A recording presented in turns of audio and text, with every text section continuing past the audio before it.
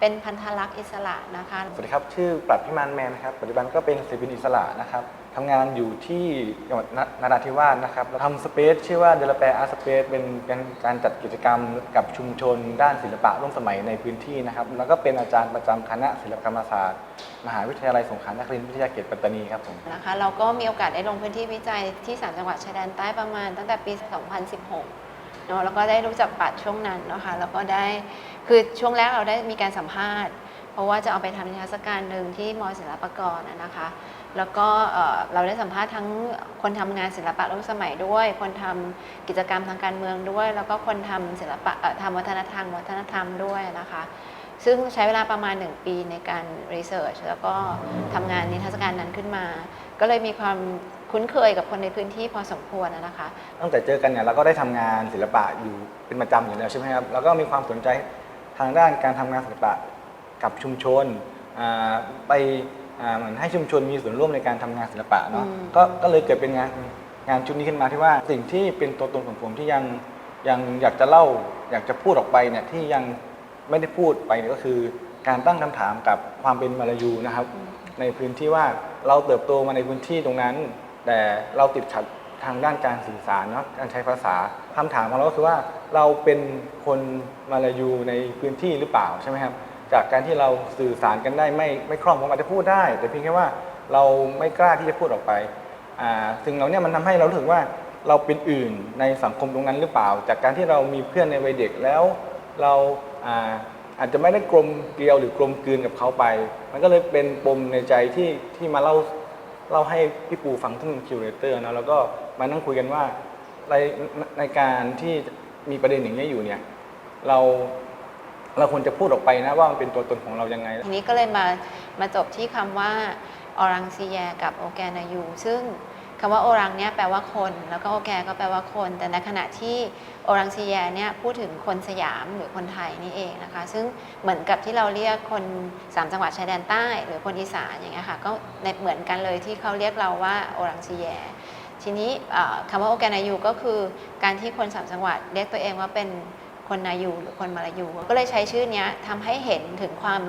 แตกต่างหรือความเป็นอื่นแต่ในขณะเดียวกันแล้วภายในการเล่าเรื่องเนี่ยเราอยากให้คนดูได้สัมผัสว่าจริงๆแล้วอ่ะมันมีความเป็นอื่นอยู่ทั่วไปก็จริงแล้วเราหลีกเลี่ยงความเป็นอื่นไม่ได้หรือหลีกเลี่ยง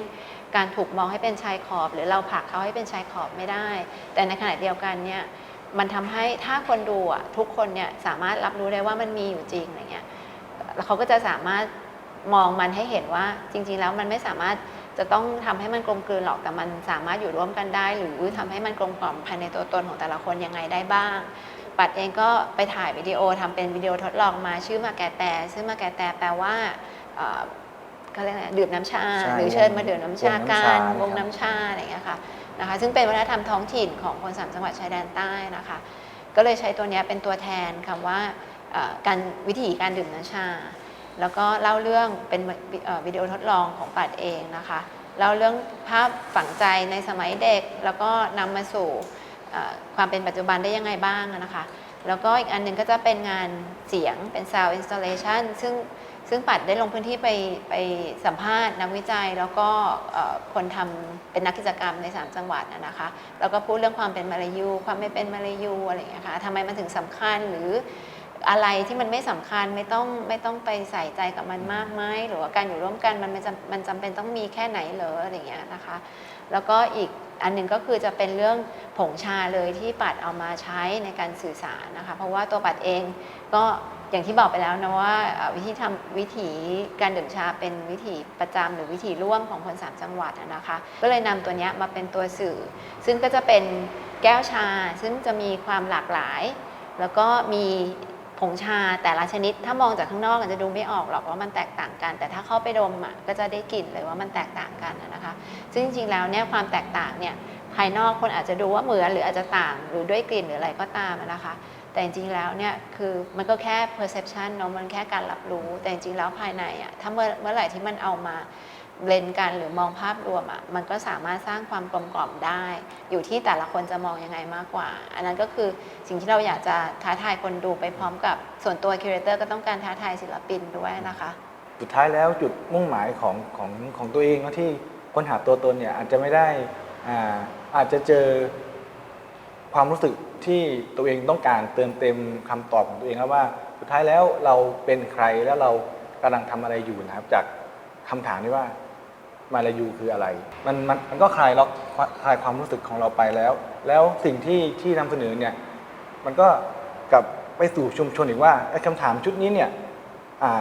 เราไม่ได้ตอบเราคนเดียวแต่เราตอบทุกคนที่อยู่ในพื้นที่ว่าความเป็นมาลายูเนี่ยมันอาจจะเป็นทั้งภาษาวัฒนธรรมเครื่องแต่งกายการกินหรือแม้แต่กระทั่งคนคนหนึ่งที่เติบโตมาในพื้นที่แล้วซึมซับวัฒนธรรมตรงนั้นเนี่ยก็คือเป็นคนที่ตรงนั้นแล้วไปโดยปริยายเนาะแต่อย่างที่บอกว่าอย่างตัวงานชาเองในผงชาเนี่ยเราไม่ได้แบ่งหรอกว่าใครเป็นยังไงแต่สุดท้ายแล้วเราก็เลือกความเป็นปลายทางเนาะรสชาติของมันความกลมกล่อมของมันเนี่ยคือตัวเรามากกว่าที่เราจะอยู่กับสังคมนั้นยังไงครับ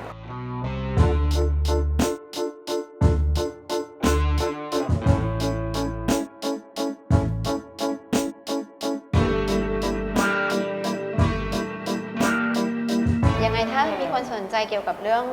ภาวะความเป็นอื่นหรือของคนชายขอบนะคะ แนะนำเลยว่าอยากให้มาดูงานโอรังซีแยออร์แกนายูที่อาร์ตโฟซีนะคะเริ่มเปิดตั้งแต่วันที่ 27 พฤศจิกายน 2564 ไปจนถึง 30 มกราคม 2565 นะคะ ถ้าเกิดใครสนใจเรื่องพวกนี้ไม่ควรพลาดอย่างยิ่งนะคะ ขอบคุณมากนะคะ